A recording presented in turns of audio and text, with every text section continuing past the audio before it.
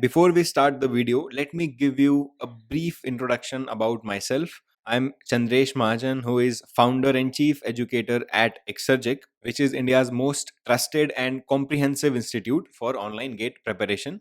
I got an All India rank 37 from Gate Mechanical Engineering, and I am an ex Indian Oil officer, having 6+ years of teaching experience as of now. To know more about our GATE courses, you can contact us on these details. Also, you can download Exergic Gate Preparation app from Google Play Store. The link is available in the description of video.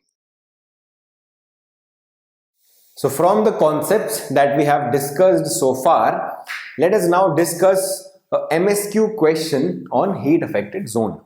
The question says that in fusion welding, which of the following can be said about the temperature? So the four options that we are going to see, these are about temperature in case of fusion welding. Since it is a MSQ question, obviously more than one options are going to be correct. Option A, temperature does not vary in unaffected zone. Now this is something that I have already told you, so it's kind of a revision for you. Fusion zone, heat affected zone, unaffected zone, right? If you don't know or if you don't pay attention to the temperature profile that I taught you, you will definitely confuse here and you will think that unaffected zone, no effect, temperature will not change, it will remain same. These conclusions you can make if you did not pay attention when I was telling you the temperature profile. I specifically told you this point, that unaffected zone does not mean that temperature is not going to change. Temperature will increase in unaffected zone as well, but that temperature rise will not be significant enough to change the microstructure, right? That is why unaffected zone is largely unaffected by any permanent change in the microstructure, but its temperature definitely increases near the heat affected zone. So option A, which tells that it does not vary, it obviously is incorrect. Option B, HAZ or heat affected zone temperature lies between solidus and liquidus temperature. Now this is a statement which will confuse the aspirants who are not able to relate this concept with the concept of material science, right? I have repeated this a lot of times before, again repeating it. Manufacturing and in general any subject of mechanical engineering is linked with more than one other subjects. We already know manufacturing is how it is linked with material science, a very commonly known connection. But it is linked with strength of material, fluid mechanics, even the concept of heat transfer we have seen in the unit of welding, right or not? This is one of those options. Recall, in case of liquidus line, what was the liquidus line or the point? The temperature above the liquidus line, at those temperatures it was totally liquid.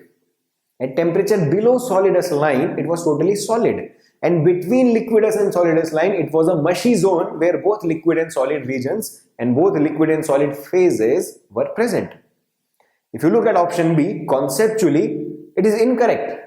The heat affected zone does not have any liquid phase. So option B, which tells that the temperature of heat affected zone will be between liquidus and solidus line, means it will be having liquid phase, is totally incorrect. But some of you, I know, will tick it as correct.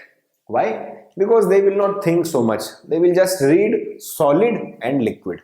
They will just think that fusion zone is liquid, unaffected zone solid. So obviously this temperature should be between liquid and solid temperature. It does not make any sense, right? It is not the right concept, obviously.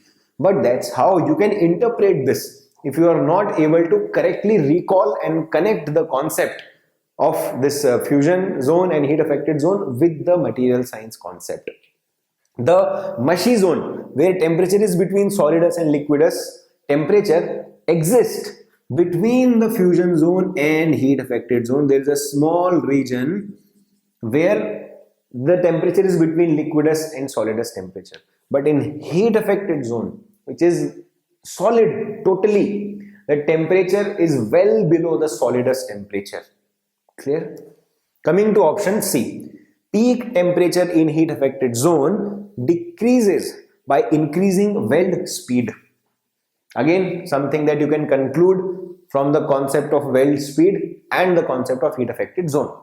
While telling you the welding speed, I told you the effects of slow, normal and fast welding speed, right?